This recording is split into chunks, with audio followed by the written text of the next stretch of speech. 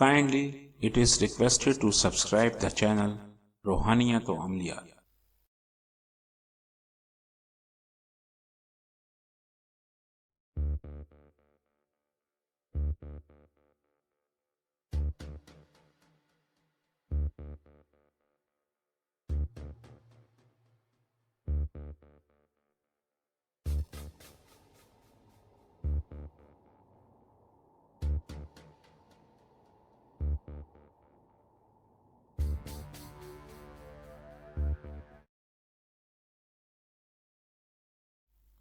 أعوذ بالله من الشيطان الرجيم بسم الله الرحمن الرحيم یا اللہ، میں تیری رحمت کا طلبگار ہوں، مجھے اتنی طاقت اور ہمت عطا فرما کہ میں ان غریبوں کا دکھ بانٹ سکوں جن کا تیرے سوا اس دنیا میں کوئی نہیں۔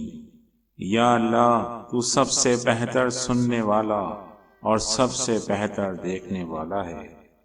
تو اگر قہار ہے تو تو رحمان بھی ہے، تو اگر جبار ہے تو تو رحیم بھی ہے۔ تیری عظمت، تیرا جلال ہے، تو رب کائنات ہے۔ اے میرے رب، ہماری دعاؤں کو قبول فرما، آمین ثم آمین۔ السلام علیکم روحانیت عملیہ چینل کے دوستوں، روحانی عمل آپ کو چینل میں خوش آمدید کہتا ہے۔ ویڈیو کا آغاز میں اللہ رب العزت کے بابرکت نام سے کروں گا جو اس پوری کائنات کا خالق اور مالک ہے۔ دوستوں، جیسا کہ ہم سب جانتے ہیں کہ رمضان شریف کا ماہ مقدس اپنی پوری برکتوں کے ساتھ شروع ہو چکا ہے۔ دوستوں، اللہ پاک ہمارے ایمان کو سلامت رکھے اور اس ماہ رمضان کے پہلے عشرے کی رحمتوں سے ہم پوری طرح مستفید ہو سکیں۔ دوستوں، آج ہم وظیفے کے علاوہ رمضان المبارک کے حوالے سے کچھ اہم گزارشات اور کچھ ایسی معلومات فراہم کریں گے کہ جس سے انشاءاللہ آپ کی معلومات میں خاطر خواہ اضافہ ہوگا۔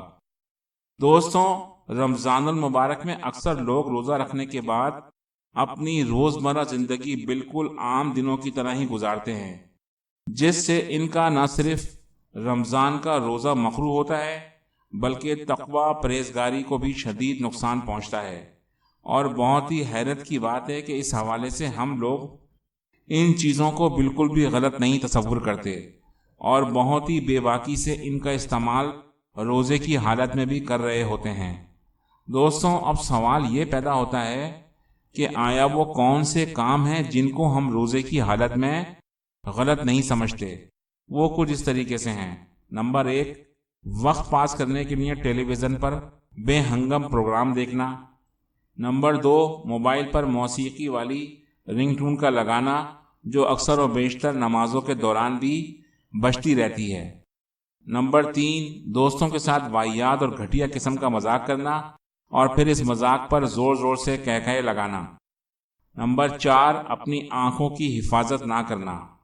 نمبر 5، روزہ تو رکھ لیا لیکن نمازوں کی پابندی نہ کرنا، اور اس کے علاوہ نماز تراویح میں بار بار پیچھے آ کر کئی رکعتوں کو چھوڑ کر بیٹھ جانا۔ دوستوں، ایسے تو بہت ساری ایسی خامیاں ہیں جو آج کے اس معاشرے میں عام طور پر پاتا ہوں، اور اگر ان سب کو بیان کرنے بیٹھ جاؤں تو شاید یہ ویڈیو کبھی ختم نہ ہو۔ دوستوں، اب یہاں ایک سوال اور پیدا ہوتا ہے کہ آخر ان چیزوں سے کیسے بچا جائے؟ تو اس کا بہت ہی آسان اور سادہ سا جواب ہے کہ جب انسان روزہ رکھے تو یہ سوچ کر رکھے کہ اس کو یہ روزہ آقا نبی کریم صلی اللہ علیہ وآلہ وسلم کی سنتوں پر عمل کرتے ہوئے پورا کرنا ہے، اور جب کوئی برا کام کرنے کے لیے سوچے تو ایک لمحے کے لیے یہ بھی تصور کرے کہ کیا آقا نبی کریم صلی اللہ علیہ وآلہ وسلم نے روزے کی حالت میں اس کام کو تکمیل فرمایا تھا؟ کیا اصحاب رسول کا یہ شعار تھا؟ دوستوں، ان سوالوں کے جواب بے شک نہیں میں ہیں، کیونکہ اللہ کے رسول صلی اللہ علیہ وآلہ وسلم اور ان کے اصحاب اور پھر بزرگان دین کی زندگیوں کا موازنہ ہم اگر اپنی زندگیوں سے کریں تو ہمیں اپنی زندگیوں میں ایک بہت بڑا تضاد نظر آتا ہے، اور یہ تضاد ہمارے لیے ایک لمحہ فکریہ ہے۔ اللہ پاک سے دعا ہے کہ اس تضاد کو ہماری زندگیوں سے ختم فرمائے اور ہم کو آقا نبی کریم صلی اللہ علیہ وآلہ وسلم اور اصحاب رسول کی زندگیوں کے عین مطابق اپنی زندگیوں کو بسر کرنے کی توفیق عطا فرمائے، تاکہ ہم روز محشر اللہ اور اس کے رسول صلی اللہ علیہ وآلہ وسلم کے سامنے سرخرو ہوں۔ دوستوں، اب چلتے ہیں وظیفے کی جانب، اور وظیفہ آپ کو اسکرین پر نظر آ رہا ہوگا۔ وظیفہ بہت ہی چھوٹا سا ہے اور آسان ہے، کیونکہ روزے کی حالت میں روزے دار بڑے وظائف نہیں کر پاتے، اور اگر شروع بھی کر دیتے ہیں تو ان کو درمیان میں ہی چھوڑ دیتے ہیں، اور پھر اس مہینے میں لوگوں کی مصروفیات بھی بڑھ جاتی ہیں۔ تو ان سب چیزوں کو مد نظر رکھتے ہوئے اس وظیفے کو روحانیت عملیہ چینل نے اپنے دوستوں کے لیے پیش کیا ہے۔ وظیفے میں جیسا کہ سب جانتے ہیں کہ دعا کی قبولیت کا سب سے افضل وقت روزہ افطار سے کچھ دیر قبل ہوتا ہے، تو آپ نے اس وظیفے کو روزہ کھلنے سے کچھ دیر پہلے ہی کرنا ہے۔ آپ نے سب سے پہلے 3 مرتبہ درود ابراہیمی پڑھنا ہے، اور اس کے بعد رمضان کے پہلے عشرے کی دعا 3 بار پڑھنی ہے، جو کہ آپ کو اسکرین پر دکھائی جا رہی ہوگی۔ بسم اللہ الرحمن الرحیم، رب اغفر وارحم وانت خیر الراحمین۔ اے میرے رب، مجھے بخش دے، مجھ پر رحم فرما، تو سب سے بہتر رحم فرمانے والا ہے۔ اس دعا کے بعد آپ کو اسکرین پر دکھائی گئی ایک اور دعا، اس کو بھی آپ نے 3 بار پڑھنا ہے۔ یہ دعا وہ ہے جو حضرت عیسیٰ علیہ السلام نے رزق کی کشادگی کے لیے اللہ رب العزت سے مانگی تھی۔ دعا مبارک آپ کو اسکرین پر نظر آ رہی ہوگی۔ بسم اللہ الرحمن الرحیم، اللہم ربنا انزل علینا مائدة من السماء تكون لنا عیدا لأولنا وآخرنا وآیات منک وارزقنا وانت خیر الرازقین۔ اے اللہ، اے ہمارے رب، ہم پر آسمان سے کھانے کا دسترخوان نازل فرما، جو ہمارے اگلوں پچھلوں کی عید ہو اور تیری قدرت کی نشانی ہو، اور ہمیں روزی دے، تو ہی بہتر روزی دینے والا ہے۔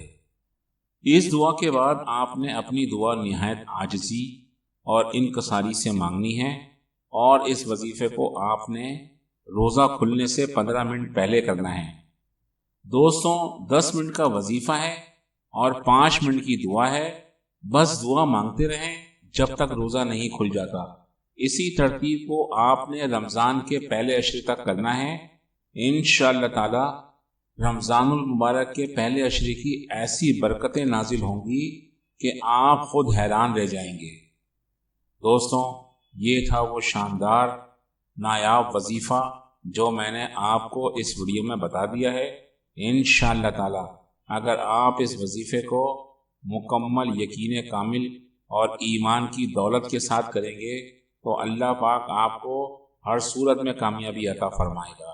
دوستوں، اس کے ساتھ ہی روحانی عامل کو اجازت دیجیے۔ انشاءاللہ تعالی اگلی ویڈیو میں آپ سے ملاقات ہوگی۔ اللہ آپ کا حامی و ناصر ہو۔ اللہ حافظ۔